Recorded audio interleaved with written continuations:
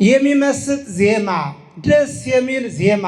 ዋይ ዜማ ዘሰማይኩ መላእክት ቅዱሳን፣ ምን አይነት ዜማ ነው ከሰማይ ከመላእክት አንደበት የሰማሁት ብሎ ራሱ እንደተናገረው ዓለም ምሕረቱ አስተራዮ እግዚአብሔር ለአብርሃም። የአብ ሕዝብ የወልድ አራራይ የመንፈስ ቅዱስ ምሳሌ ነው። በሶስቱ እነዚህ በሶስት ዜማዎች አምስቱ ጸዋትወ ዜማዎች በሶስት አይነት ዜማ ነው የደረሰው ቅዱስ ያሬድ። ቤቴል ብሂል ቤተ እግዚአብሔር። ቅዱስ ያሬድ የዜማ ብቻ ሊቅ አለመሆኑን የትርጓሜም ሊቅ፣ የቅኔም ሊቅ፣ የአቋቋምም ሊቅ፣ የሁሉም ሊቅ መሆኑን ቅዱስ ያሬድ በዚህ እንረዳለን። በሶስት አይነት ግዕዙን አሁን ያልኩት ነው። ቀጥሎ ደግሞ እዝሉን ልበለው ይል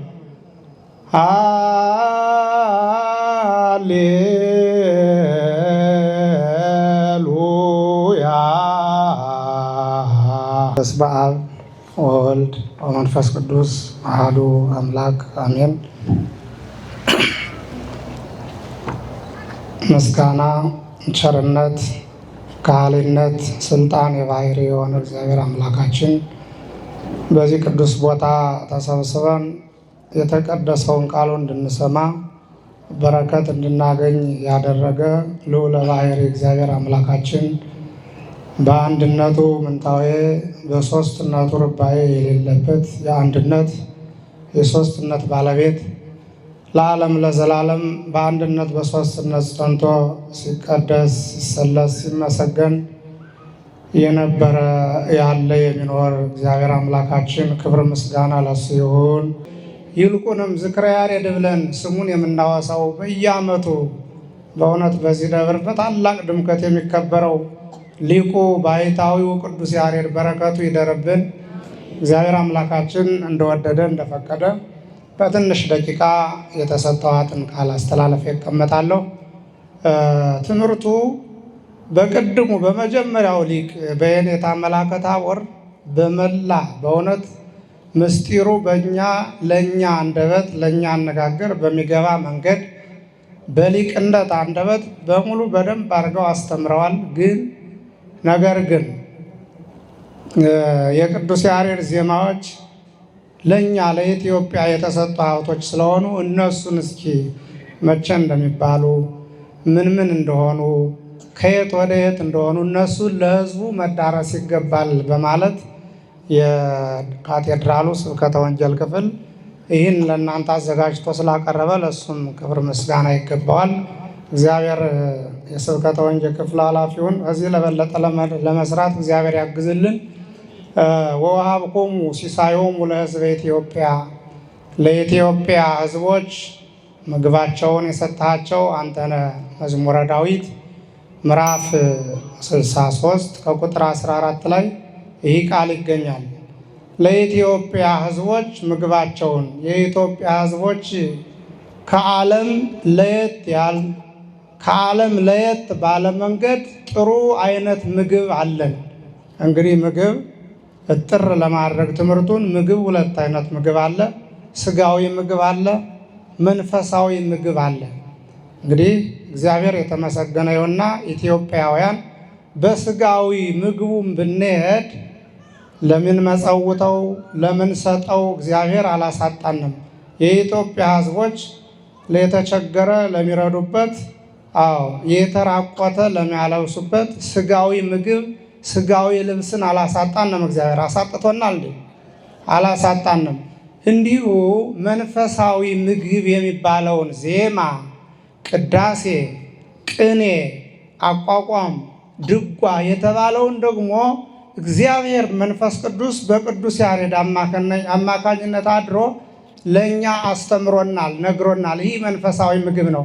ይህ መንፈሳዊ ምግብ ማዕዱ የሰፋ የተትረፈረፈ ሁልጊዜ ቢበሉት ቢጠጡት ቁንጣን የማያስዝ ሁልጊዜ የሚያረካ ሲያዜሙት ሲሰሙት አድሮ ሲሰሙት ቢውሉ ደግሞ የማያስጠላ በእውነት ደስ የሚል ቅድም ሊቁ የኔታ መላከ ታቦር ሲነግሩ እንደነበረው ማህሌት ስሰሙ ቅዳሴ ስሰሙ በእውነት አዝነን ከሆነ እንረጋጋለን አይደለም?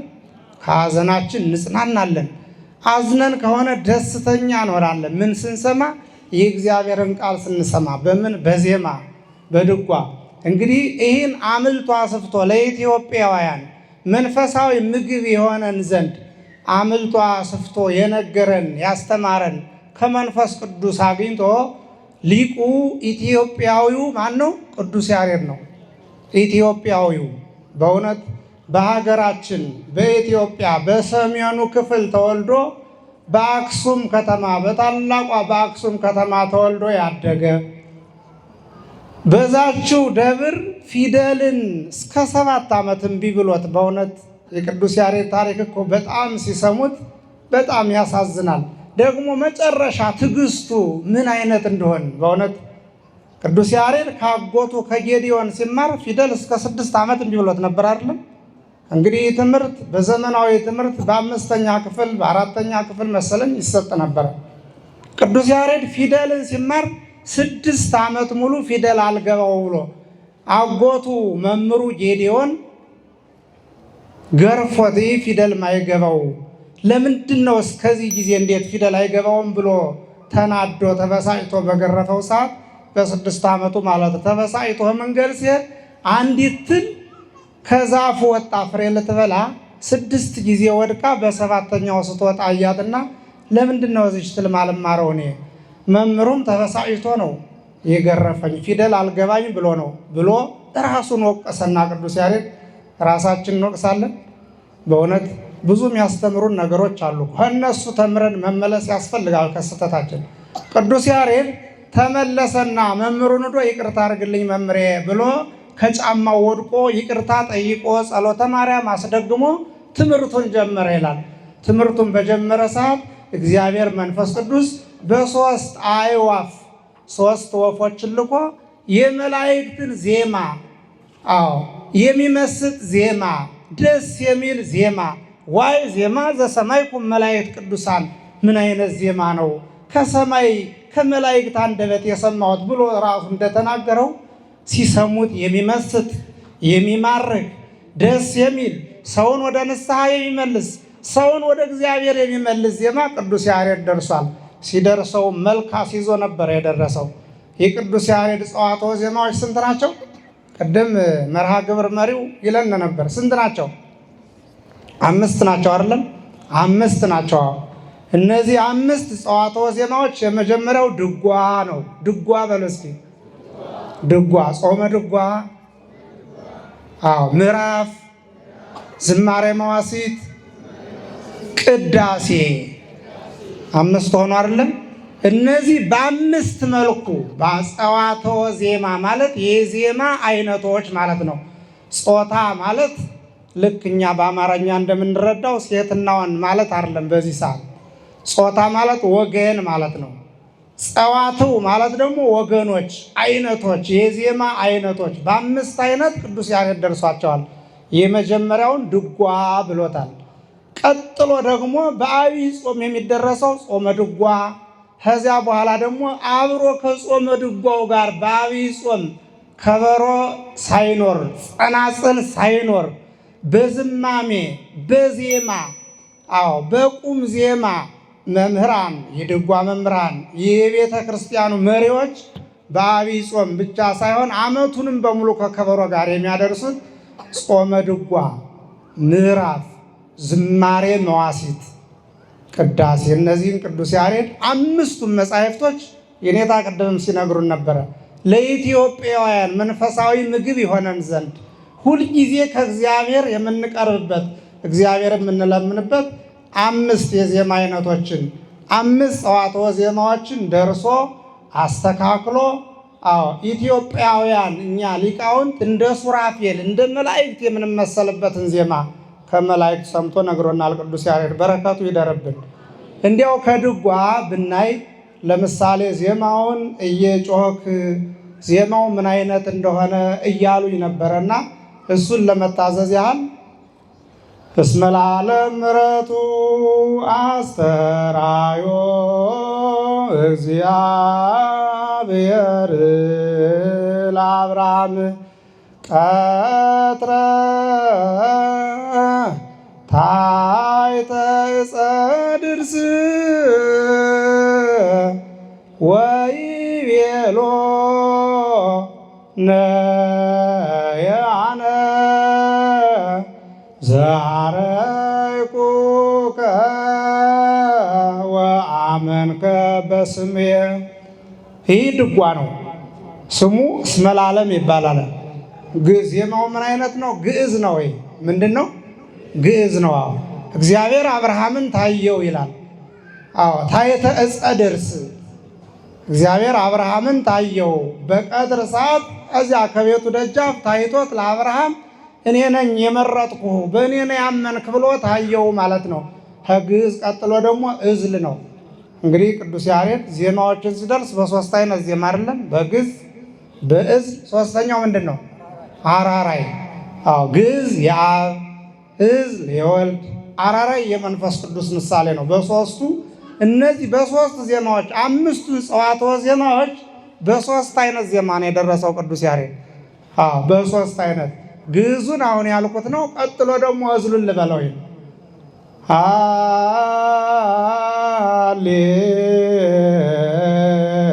ሃሌሉያ አስተርአዮ እግዚአብሔር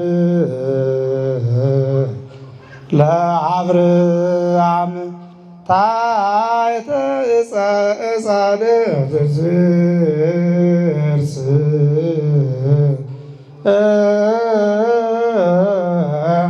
ወይቤሎ ነየአነ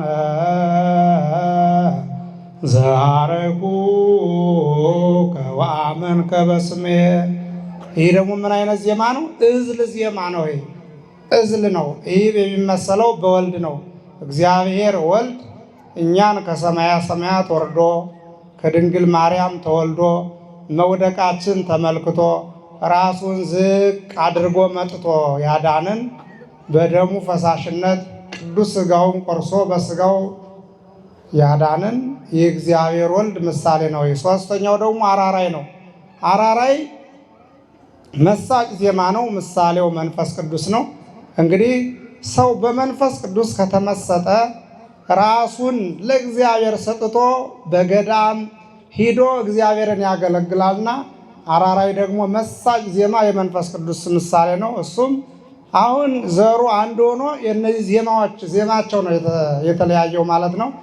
እስመ ለዓለም ምሕረቱ አስተርአዮ እግዚአብሔር ለአብርሃም ታቀትረ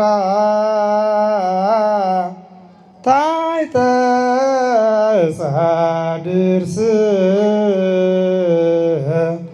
ወይቤሎ ነየአነ ዘአርአይኩከ ወአመንከ በስሜ። ይህ ምንድን ነው ያልኳችሁ? አራራይ ዜማ። አራራይ ዜማ። እነዚህ ሶስቱ አይነት ዜማዎች የቅዱስ ያሬድ ድርሰቶች ናቸው። እንግዲህ የእኛም ንግግር፣ የእንስሳትም ጮች፣ ሌላው ዜማዎች ዜማ እና ዜማ አለን ብሎ የሚሞክር ሁሉ ከነዚህ ዜማ አይወጣም ከሶስቱ ይላል። እንስሳ ወሰብ ወአራዊት እያአዱ ምነሰላት ዜማሁ። አዎ ከዚህ ከሶስቱ ዜማዎች ውጭ የሚሆን ጮኸት አይነት የለም ይላል ቅዱስ ያሬድ። ጸዋትወ ዜማዎችን ሲደርስ በሶስት አይነት ዜማዎች ደርሶልናል። ቀጥሎ ጾመ ድጓ ነው፣ ያው ነው። ምዕራፍም እንደዚያው ነው። ዝማሬ መዋሲት የሚለው ደግሞ አራተኛው ከጸዋትወ ዜማዎች አራተኛው ዝማሬ ከቅዳሴዎች ቁርባን ሲባል የሚባል ነው። ካህናቱ ስጋውን ደሙን ሲያድሉ በቁርባን ሰዓት ዝማሬውን ይላሉ። እንደዚህ እያሉ ህብስተ እምሰማይ ወአቦሙ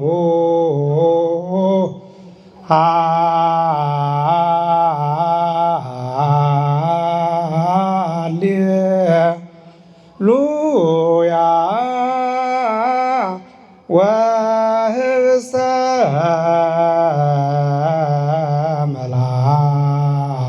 መላእክቲሁ በሉ እጓለ እመሕያው። ይህ እዝል ዜማ ነው፣ ግን ዝማሬ ነው የሚባለው ምን ሰዓት ነው አልኳችሁ? ስጋው ደግሞ ሲታደል ለእኛ ለሕይወታችን ለነፍሳችን መድኃኒት ለስጋችን ለጤናችን መዳኛ የሚሆነው የክርስቶስ ስጋና ደም በካህናት እጅ ሲታደል በእውነት አባቶች ሲቆርቡ እናቶች ሲቆርቡ ስጋው ደሙን ሲቀበሉ ለንስሐ በቅተው ህብስተ እምሰማይ ወሀቦሙ።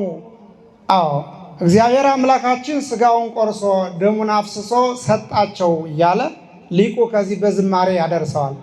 በክሌ ዓሣ ወበአምስቱ ኅብስት አጽገቦሙ ኢየሱስ እያለ ቅድም ኢየሱስ ክርስቶስ ወንጌልን ሲያስተምር በሁለት ዓሣ በአምስት እንጀራ የአምስት ገበያ ያህል ሕዝብ እንዳጠገበ አበርክቶ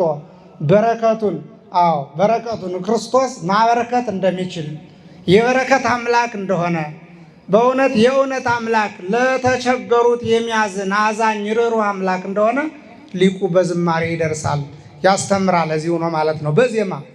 ዜማው ትምህርት ነው። የቅዳሴው ዜማም ትምህርት ነው። ሁሉም ትምህርት ነው ለኛ። ሌላ የዝማሬ እንደዚህ ይላል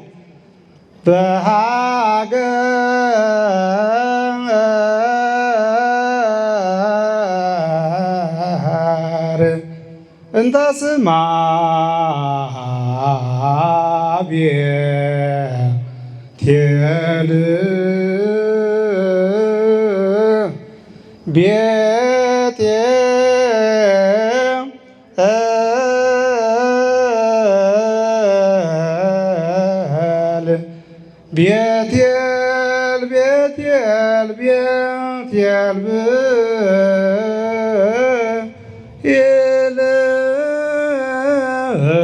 ቤተ እግዚአብሔር። አያችሁ ይህ ቤቴል ብሂል ቤተ እግዚአብሔር። ቅዱስ ያሬድ የዜማ ብቻ ሊቅ አለመሆኑን የትርጓሜም ሊቅ የቅኔም ሊቅ ያቋቋምም ሊቅ የሁሉም ሊቅ መሆኑን ቅዱስ ያሬድ በዚህ እንረዳለን። ይህን ተረጎመው ቤቴል ብሂል ቤተ እግዚአብሔር። እንግዲህ ቤቴል ቃሉ ግሪከኛ ነው። ያን ግሪከኛ ቤቴል ብሂል ቤቴል ማለት ይህ ቁመ የምትዘምርበት ስጋውን ደሙን የምትቀበልበት ንስሐ ገብተህ መጥተህ ከእግዚአብሔር የምትገናኝበት የእግዚአብሔር ቤት ነው እያለን ነው ያለንበት። ምንድን ነው ምእመናን? የእግዚአብሔር ምንድን ነው? የእግዚአብሔር ቤት ነው። ይህን ነው የነገረን ቅዱስ ያሬድ። በእውነት ክብር ምስጋና ይድረሰው። አመስግኖት ሲ ቅዱስ ያሬድ። ሌላውን ሲናገር ቅዱስ ያሬድ ስቡሕ ወውዱስ ዘሳረረ ኩሉ ዓለም በአቲ ቃል ሃሌሉያ ንወድሶ። ቅዱስ ያሬድ የተናገረውን ነገር ተርጉሞ ነው የሚሄድ። አብዛኛውን እንደዚህ አለ። በአንዲት ቃል ዓለምን የፈጠረ ንሰቦ ዘውእቱ ብሂል ንወድሶ። ይህ ማለት አለ ምኑን ነው? ሃሌሉያ ንወድሶ ዘውእቱ ብሂል። ይህ ማለት ሃሌሉያ ማለት አለ ቅድመ ዓለም የነበረ ዓለምን አሳልፎ የሚኖር እግዚአብሔርን እናመስግነው ማለት ነው አለ። ስቡሕ ወውዱስ ብሎ ማሕሌት ሲቆም ሰምታችኋል አይደለም? ትቆማላችሁ ሁልጊዜ። በእውነት ማሕሌት ቁሙ፣ አትስነፉ። ሌሊት ካህናቱ ሊቃውንቱ ሲዘምሩ በተመስጦ ሲዘምሩ ስቡሕ ወውዱስ ብለው ሲቆሙ ይህን ነው የሚሉት። ዘውእቱ ብሂል አለ። ይህ ማለት አለ ቅድመ ዓለም የነበረውን አሁን ዓለምን ፈጥሮ እያስተዳደረ ያለውን ዓለምን አሳልፎ የሚኖረውን እግዚአብሔርን እናመስግነው ማለት ነው። ቅዱስ ያሬድ አድርጎ የተረጎመው አያችሁ። ሌላው ዕፀ ሳቤቅ ብሂል ዕፀ ስርየት መስቀል ርዩ በጋ። ዕፀ ሳቤቅ ብሂል ለአብርሃም ነጭ በግ ወርዶለታል አይደለም? ይስሐቅን ሊያርደው ሲል ነጭ በግ ከሰማይ በሐረግ ተጠቅልሎ ታስሮ ወርዶለታል አብርሃም። ያን ቅዱስ ያሬድ ሲተረጉመው ምን አለ? ዕፀ ሳቤቅ ብሂል ያ በጉ ወልደ እግዚአብሔር ነው አለው። የወልደ እግዚአብሔር ምሳሌ ነው በጉ። አብርሃም ኢትደይ ዴከ ላዕለ ይስሐቅ ወልድከ። አዎ በዚያ በተራራው ወስዶ ይስሐቅ ልጅህን እረድልኝ ተብሎ ነበር አይደል? ልጁን በቢላ ላርድ ሲል ተው አለው የእግዚአብሔር መልአክ። በክርስቶስ ደም ነው እንጂ በይስሐቅ ደም ዓለም አይድንም አለና ነጭ የሚያምር በግ በዕፀ ሳቤቅ አስሮ ከሰማይ መጣለት ነጭ በግ። ያን ቅዱስ ያሬድ ሲተረጉመው ምን አለ? ዕፀ ሳቤቅ ብሂል አለ። ያ የሳቤቅ ዕፅ ያ ማለት ዕፀ ስሬት መስቀል፣ ክርስቶስ ደሙን ያፈሰሰበት ስጋውን የቆረሰበት መስቀል ነው። በጉ የማን ነው ያልኳችሁ? የወልደ እግዚአብሔር የኢየሱስ ክርስቶስ ምሳሌ ነው። ዕፀ ሳቤቁ የምን የመስቀል የዳንበት የመድኃኒታችን የድህነታችን አርማ ያረፈበት ቅዱስ መስቀሉ ነው የዛ ምሳሌ ብሎ ቅዱስ ያሬድ ይተረጉመዋል። ያዜመውን ሁሉ ተርጉሞ ነው። ቅዱስ ያሬድ ሊቅ ነው በእውነት። እንዲው አልቦ እምቅድሜሁ ወአልቦ እምድሬሁ ይላል። ከሱ በፊት ከሱ በኋላም እንደ ቅዱስ ያሬድ ያለ የትርጓሜ የዜማ የድጓ የቅኔ የሁሉም ሊቅ አልተገኘም። ሌላው ለሁለት እንዲያው መጽሐፈ ሄኖክ ምዕራፍ 12 ቁጥር 7 ላይ እንደዚህ ይላል። ምዕራፍ 12 ቁጥር 7 ወርኢኩ መባረቅተ ወካልአነ ከዋክብተ ሰማይ፣ በሰማይ እንደዚህ አይነት ነገር አየሁ አለ። መብረቆችን ሌሎች የሰማይ ከዋክብቶችንም አየሁ። ወርኢኩ እንዘ ይፄውኦሙ ለኩሎሙ በበአስማቲሆሙ፣ ሁላቸውንም በየስማቸው ሲጠራቸው ሰማሁ። ወርኢኩ ዕለተ ሰዓቶሙ፣ የመውጫቸውን የመፈጠሪያቸውን ቀንም አወኩ። ወዕለተ ሚጠቶሙ፣ አዎ ወደዚህ ዓለም ቆይተው ብርሃናቸውን አብርተው ብርሃናቸው የሚነሳበትን ቀን አወኩ ካለ በኋላ መብረቅ ይወልድ ብሎ ተናገረ ቅዱስ ሄኖክ። ሄኖክ በእውነት የጻፋቸው መጽሐፍቶች ስታነቡት በጣም ትልቅ ምርምር ያለው በስነ ከዋክብት በጣም ብዙ ድርሰት ያለው ብዙ የሚያናግር ብዙ ገና ያልታወቀ ነው። ምን አለ? መብረቅን ይወልዳል ብሎ ተናገረ። ይህ ታላቅ ቃል ነው በእውነት። አሁን መብረቅ ስነ ተፈጥሮ ኑሮት ከአባቱ አብራክ ከእናቱ ማህፀን የሚወለዱ ነው አለ። ከዚያው ከትርጓሜው ብታዩት በአንድምታው መብረቅን ይወልዳል ብሎ ምን አለው? መምህርን ይወልዳል አለ። መምህር ምንን ይወልዳል? መምህርን። አዎ መማር፣ ማስተማር፣ ማራቀቅ፣ አውቆ ማሳወቅ፣ ራሱን አስመስሎ መውለድ። ይህ መምህርን መውለድ ነው። የመጀመሪያው የኛ ሁሉ አባት የመጀመሪያው መብረቅ ቅዱስ ያሬድ ነው።